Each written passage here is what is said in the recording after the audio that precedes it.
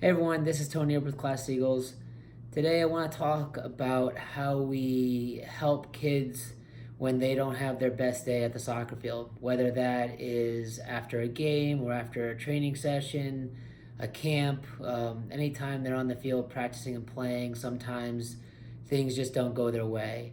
And as coaches and as parents, it's important to think about how we respond to them in those moments. you know, it's important, when players, do not have their best days and kids don't have their best days, that we don't ignore it, that we don't just say, hey, great job, don't worry about it. But we also need to understand the kind of mindset they're in. They know they probably didn't do well today. And, you can think of us as, adults. If we had a bad day at the office, the last thing you probably need when that happens is somebody else to tell you that you had a bad day. So what do we do with kids as they come off the field and they're discouraged, beaten down with what just happened? The one thing that I suggest all parents and coaches do is listen. Ask questions. How do you think things went today? Let them talk to you about what went right, what went wrong, where they think they need to improve, or just anything else that you might not be aware of. That they might have been feeling well, something might have been said to them before or after practice by another player. There's a ton of things that could have been a catalyst to how the day went for them. So that's the first thing, is that we need to make sure we listen, and then as coaches and parents, we help them talk through those strategies on how to improve going forward. You talk about the day. You say, here's some things we can do to help, in this area, to help in this area. And this is especially true for coaches. A team comes off the field and you just took a bad beat.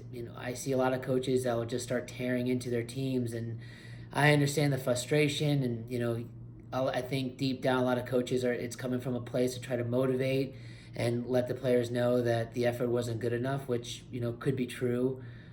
But in that moment, how helpful is that approach? Same thing with a parent. How helpful is that approach to go into attack mode and just kind of pile on to the bad day that the players or the team has already had.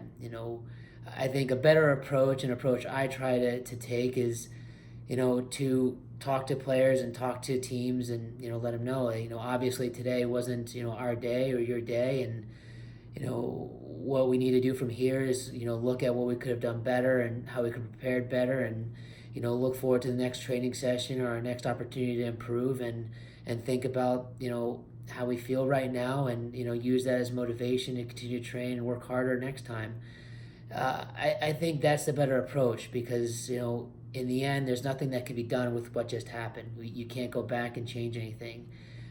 It doesn't help a ton to harp on it and dwell on what just occurred. The best course of action is to look ahead. What can be done in the future to help prevent feeling this way after a game.